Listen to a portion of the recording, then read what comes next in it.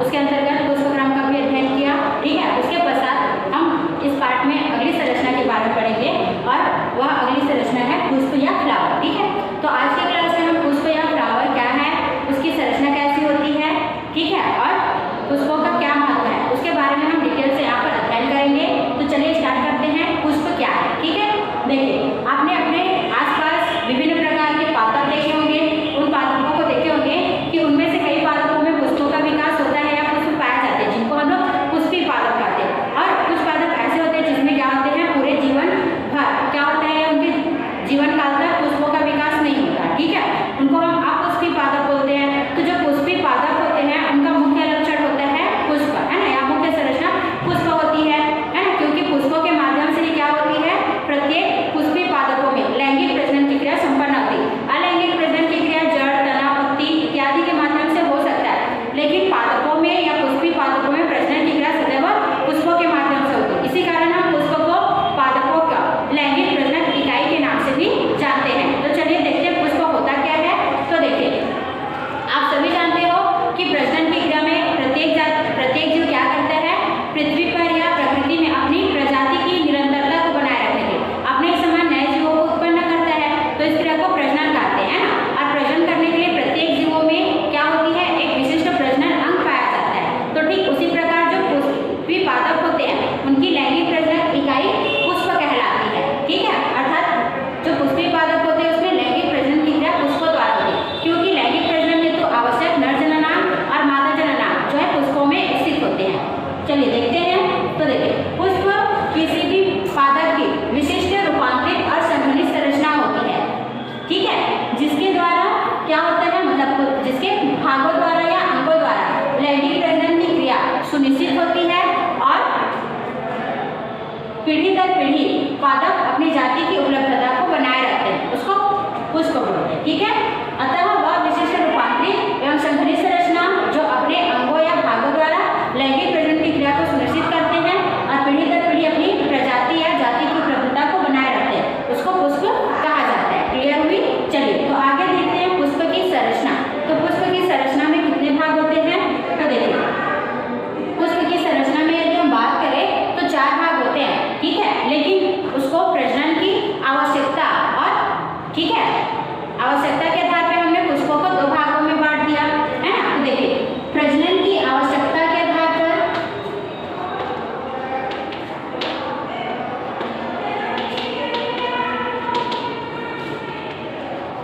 देखिए पुष्प के 4 भाग होते हैं, लेकिन प्रजनन की आवश्यकता के आधार पर पुष्प के कितने भाग होते हैं?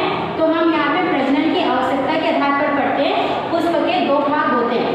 क्लियर हो गया? प्रजनन की आवश्यकता के आधार पर या है ना प्रजनन के लिए उपलब्ध अंगों के आधार पर जो पुष्प है वो 2 भाग में पढ़ते हैं।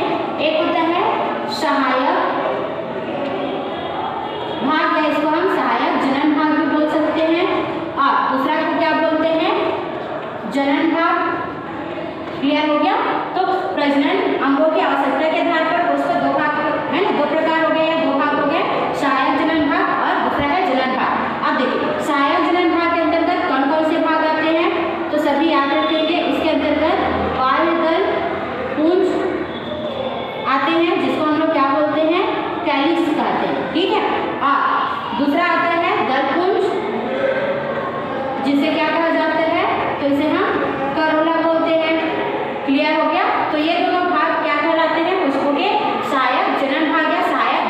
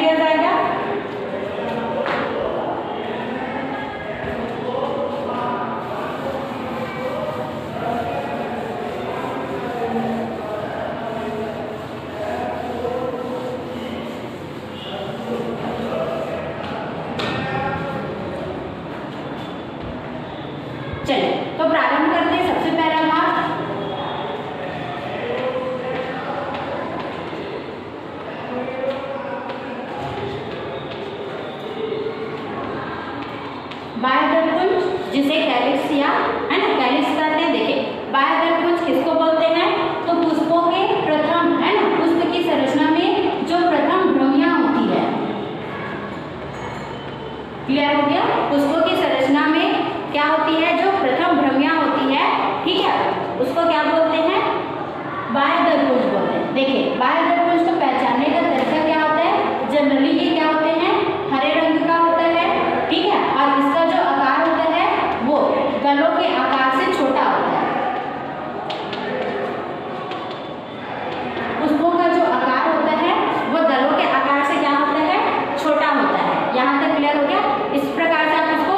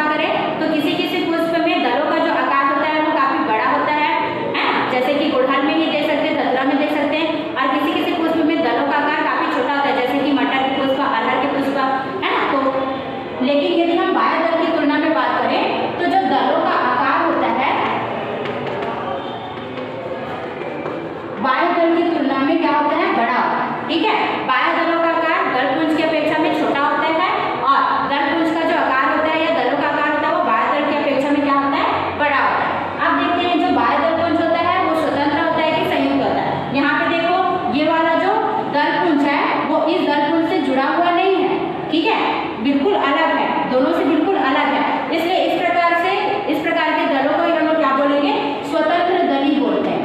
जिसमें क्या होते हैं, दलपुंज आपस में जुड़े हुए नहीं होते, उसको हम लोग स्वतंत्र दली बोलते हैं। और स्वतंत्र दली किसमें होता है, गुड़हल में देखे होंगे उसमें क्या होती है, कभी कभी 5 दल या कभी कभी 16 या 21 दल पाए जाते हैं और वो दल क्या होते हैं, एक दूसरे से बिल्कुल स्वतंत्र होते हैं, तो उसको हम लोग क्या बोलेंगे, स्वतंत्र दली बोलेंगे, है ना। गुलाब में भी देखे होंगे, गुलाब की जो पंखुड़ियां या दल होती है वो भी आपस में जुड़ी हुई नहीं होती, उसको भी हम स्वतंत्र दली बोलेंगे। लेकिन यदि आप लोग धतूरे को देखेंगे तो धतूरा में देखे होंगे इनके जो दल होते हैं कभी कभी, है ना, नीचे की और बैगनी ऊपर की और व्हाइट कलर के होते हैं, वो आपस में क्या होते हैं, जुड़कर एक घंटीनुमा संरचना बनाते हैं। तो वहां पे क्या होते हैं, दल एक दूसरे के साथ जुड़े रहते हैं, तो ऐसे को हम लोग क्या बोलते हैं, संयुक्त दली बोलते हैं, है ना। तो गुड़हल धतूरा जो होता है उसमें क्या होता है, संयुक्त दली पाया जाता है। ठीक है, तो इस प्रकार से आप लोग याद रखेंगे, इसको क्लियर हो गया। तो ये हो गया आपका दल और उसके प्रकार। ठीक है, उसके बाद तो दलों को आप लोग कैसे पहचान सकते हैं, क्लियर हो गया सभी को।